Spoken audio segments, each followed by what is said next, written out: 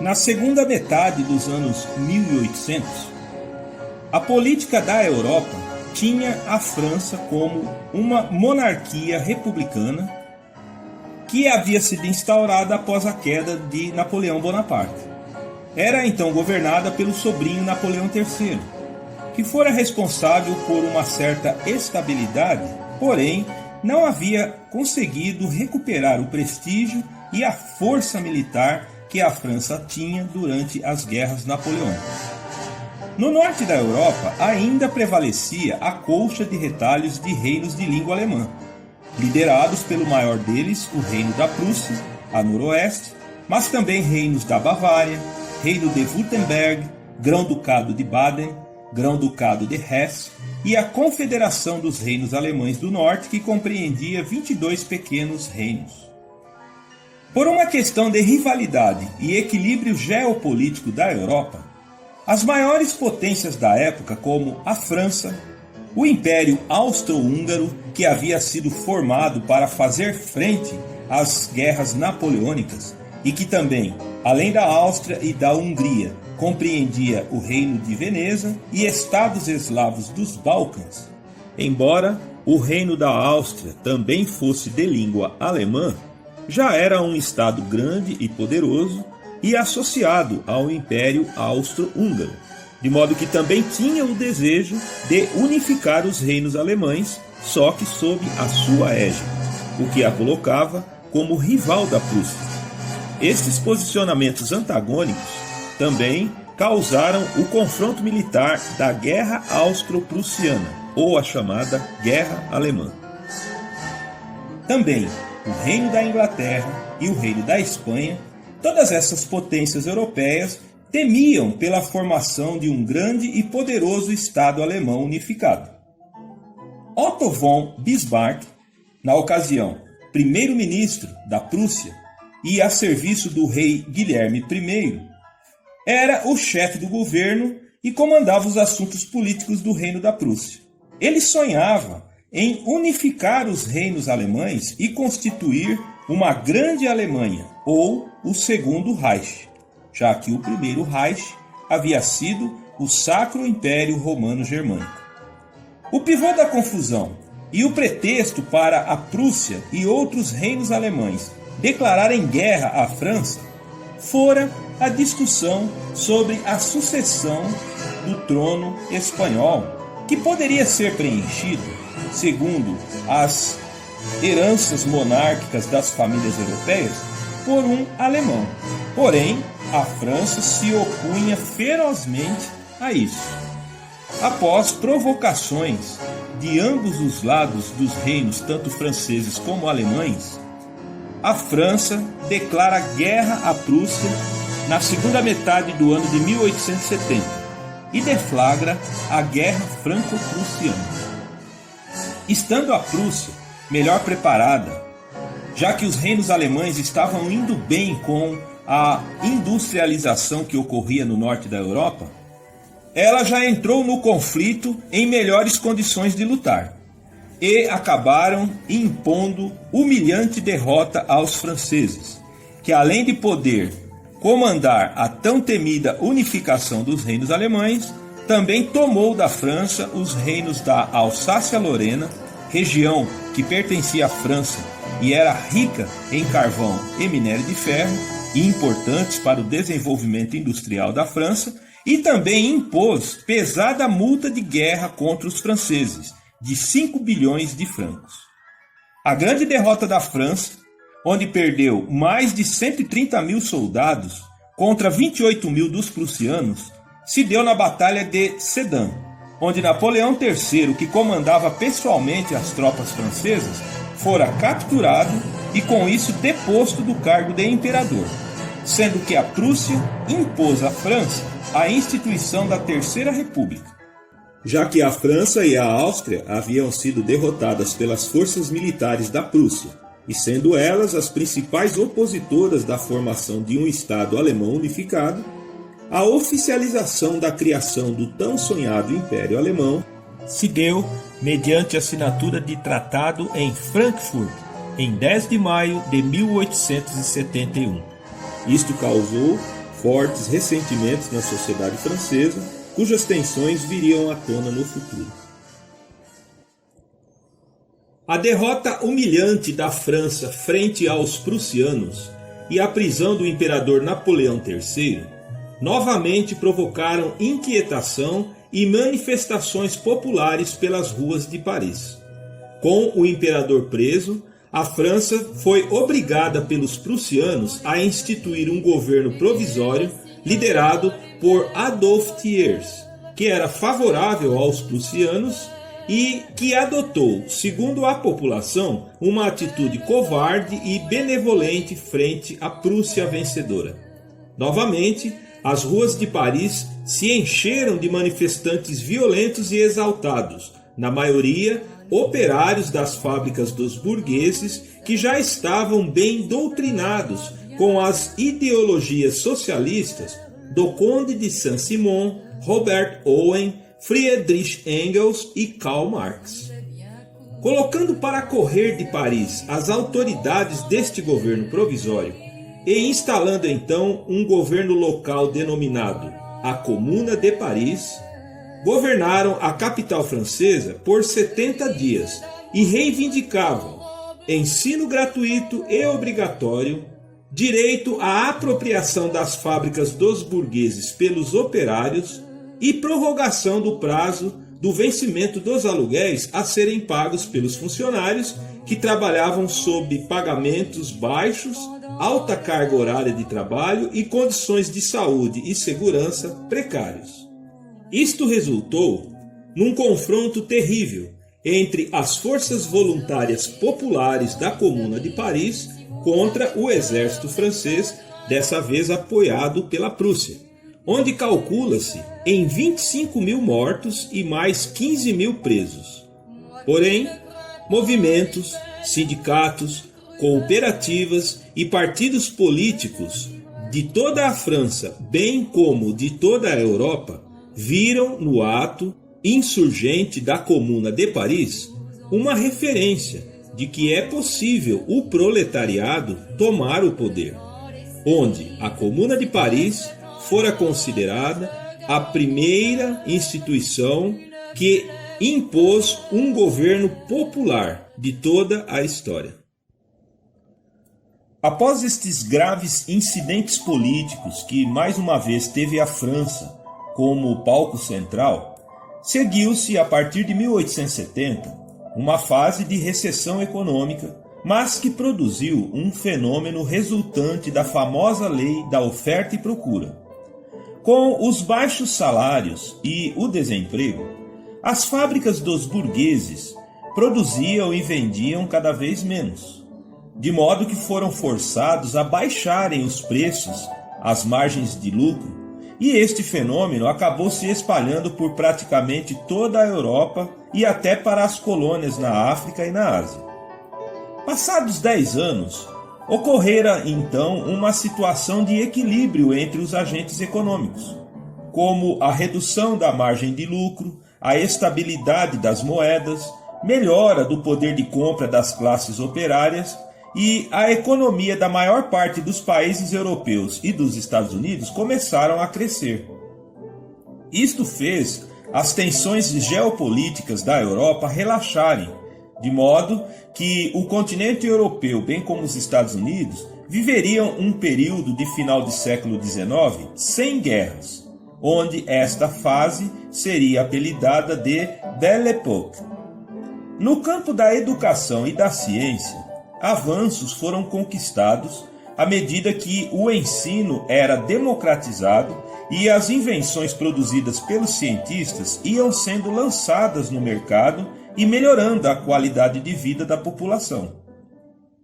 Invenções revolucionárias foram disponibilizadas para o público, como o cinema, a bicicleta, automóvel, telefone e principalmente a eletrificação trazia conforto e dava acesso aos aparelhos e máquinas que cada vez se mostravam mais rápidas, eficientes, automatizadas, a um baixo custo operacional e sem poluir o meio ambiente. As coisas começaram a caminhar bem e uma onda de otimismo começou a pairar sobre a Europa e os Estados Unidos, a ponto de filósofos como o francês Auguste Comte e o inglês John Stuart Mill formularem a teoria do positivismo, uma doutrina filosófica não religiosa que preconizava como a única forma de o ser humano, bem como a sociedade, de evoluir em capacidades e conhecimento é através da ciência e do empirismo, mas que sejam atrelados a uma ética não teológica ou metafísica, mas simplesmente uma ética humana, onde, a partir daí, o ser humano deve se preocupar em como fazer as coisas, antes de o porquê das coisas. Auguste Comte chegou a propor até uma nova religião, a religião da humanidade, cujo lema seria o amor por princípio e a ordem por base, bem como o progresso por objetivo, viver às claras e viver para o próximo. Auguste Comte foi o criador da palavra altruísmo, palavra essa que resume o ideal da religião da humanidade. Também, John Stuart Mill, talvez o filósofo inglês mais influente do século XIX, além de concordar com a ideologia do positivismo, também nos seus trabalhos e livros como Princípios da Economia Política, também Ensaio sobre a Liberdade, e também Sujeição das Mulheres e 3 ensaios sobre a religião, defende a liberdade do cidadão na questão política, econômica e de expressão, promove a democracia representativa por participação como uma solução para as crises e problemas das sociedades e a defesa da igualdade dos direitos entre homens e mulheres. Também a Belle Époque produziu o deslumbrante movimento artístico denominado Impressionismo, e seus famosos artistas Claude Monet, Edouard Manet, Edgar Degas, Augustin Renoir, Alfred Sisley, Camille Pissarro, Francesco Filippini, e o movimento chegou até aqui no Brasil com o ítalo-brasileiro Eliseu Visconti. O impressionismo daria lugar ao pós-impressionismo, que teria início no final dos anos 1800 e duraria até 1950. Também revelou grandes gênios da pintura, como Paul Gauguin, Cézanne e Toulouse-Lautrec, que, além de pintor, era litógrafo e elaborou os mais conhecidos cartazes que retratavam a boemia de Paris do final do século XIX.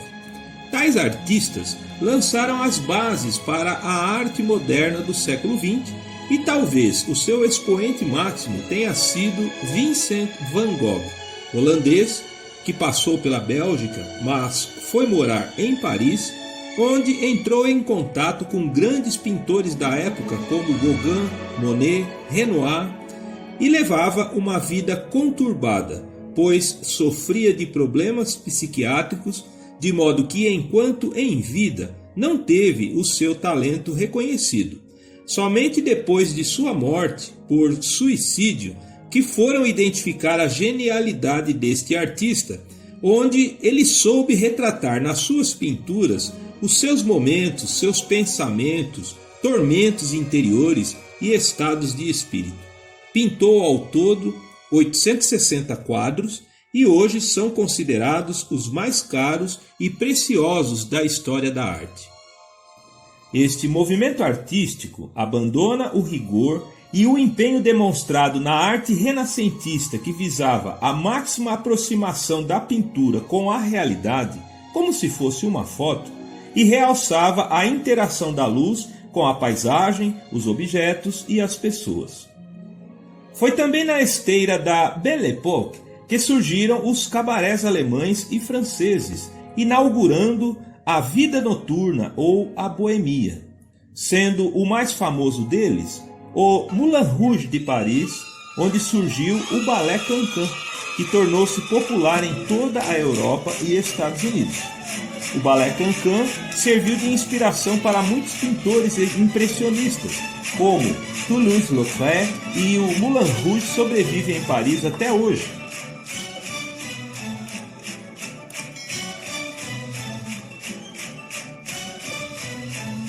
A principal atração dos cabarés e do Moulin Rouge, por exemplo,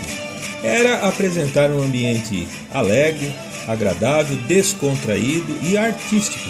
onde as pessoas poderiam assistir às apresentações, dançar, beber, comer e passar momentos agradáveis.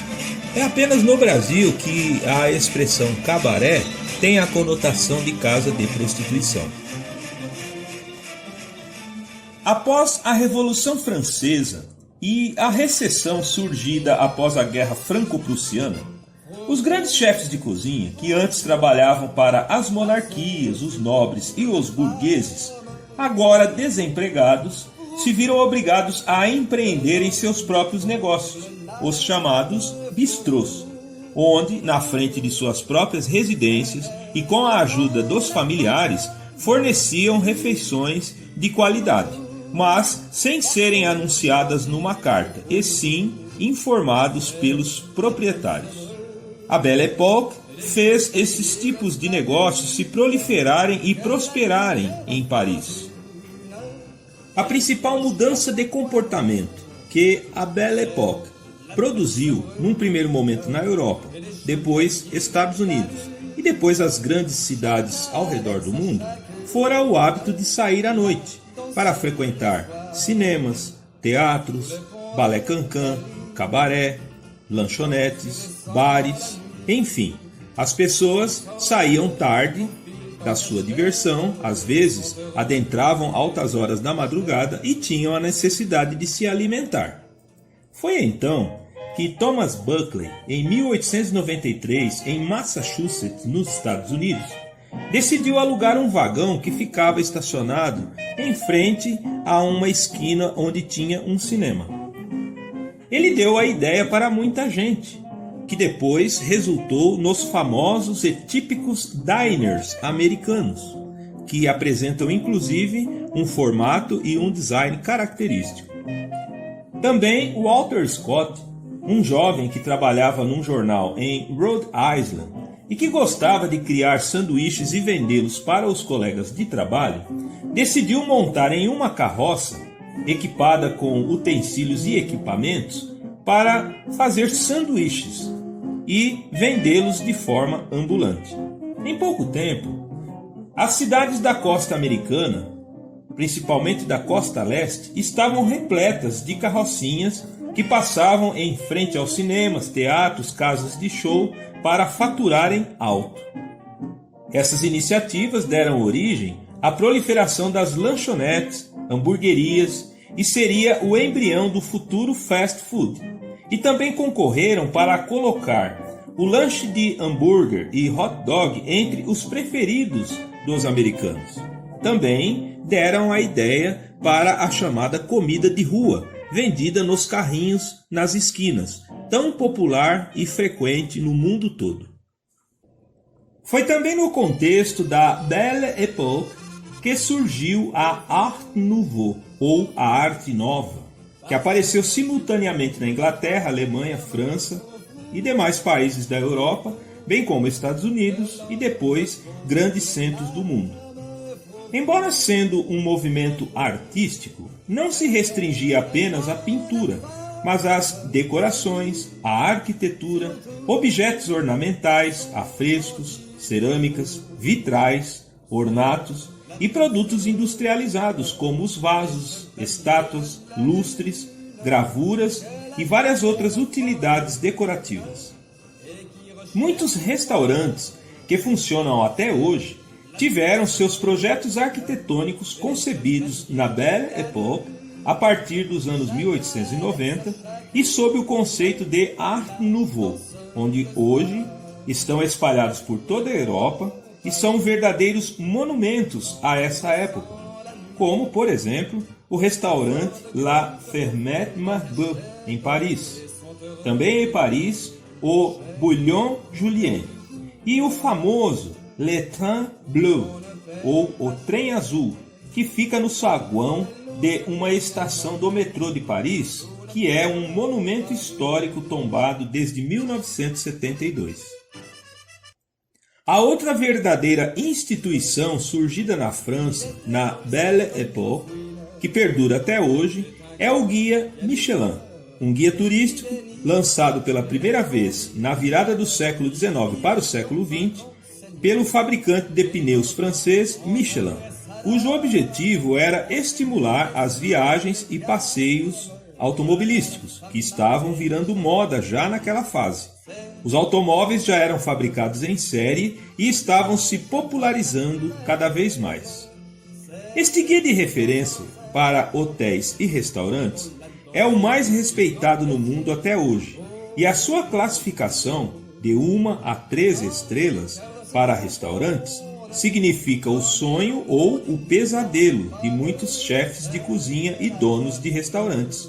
Um caso emblemático fora o suicídio do renomado chefe francês Bernard Lizotte, que se suicidou em 2003 por causa de rumores de que o seu estabelecimento perderia a classificação de 3 estrelas Michelin.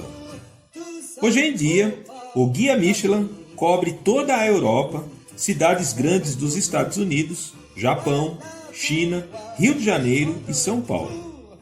Dos vários prazeres e descobertas que a Belle Époque fez surgir e tornar acessível para um número cada vez maior de pessoas, a gastronomia talvez seja a mais emblemática.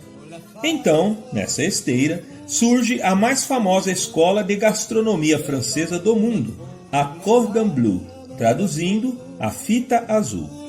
O nome Fita Azul remete ao século XVI, quando o rei Henrique III da França criou uma ordem de cavaleiros, a Ordem do Espírito Santo, que homenageava seus integrantes em magníficos banquetes com uma cruz amarrada a uma fita azul. Em 1895, já existia em Paris uma editora de revistas e artigos de culinária francesa, chefiada pela então jornalista Marthe Distel, que adotou o nome de Revista A Cozinha do Cordão Azul, que além de ensinar culinária francesa, compartilhava receitas de chefes famosos da época. Isto levou à ideia da fundação de uma escola, que rapidamente tornou-se símbolo de excelência e a melhor do mundo em culinária francesa, onde hoje em dia conta com filiais, além da França, na Inglaterra, Estados Unidos, Austrália, Japão, Coreia do Sul, Canadá, México e aqui na América do Sul, em Lima, no Peru, Rio de Janeiro e São Paulo. A Belle Époque também fez surgir para a gastronomia francesa o chefe Georges-Auguste Escoffier, o principal chefe francês dessa fase, que muito baseou seus conceitos gastronômicos nos trabalhos do chefe francês Marie-Antoine Carême. Deixou como principal legado elevar ao status de profissão respeitável a profissão de chefe de cozinha. Também implementou a disciplina e o respeito na cozinha, coisa que até ali era imperceptível e, ao contrário, era ambiente de desordem e até bebedeira. Também ele implementou o sistema que vigora até hoje nos grandes restaurantes e hotéis, o sistema de brigadas, onde a grande cozinha é dividida em várias seções especializadas e também supervisionadas por um chef de partie ou um chefe de departamento. Isto possibilitou que as grandes cozinhas dos grandes restaurantes conseguissem atender centenas de clientes ao mesmo tempo com a mesma qualidade, eficiência e dedicação. Foi o chefe Escoffier que também modificou o método que os restaurantes tinham de servir a refeição toda de uma vez sobre a mesa, que era denominado o serviço à francesa, e passou a empreender o serviço à russa, um prato por vez na ordem descrita num menu. Também foi ele que introduziu nos hotéis o menu à la carte, no Hotel Ritz de Paris em 1898. Em 1903, o chefe Escoffier publicou a sua grande obra, La Guide culinaire de cuisine, contendo 5.000 receitas e se consistindo no principal compêndio de gastronomia para os aprendizes até hoje.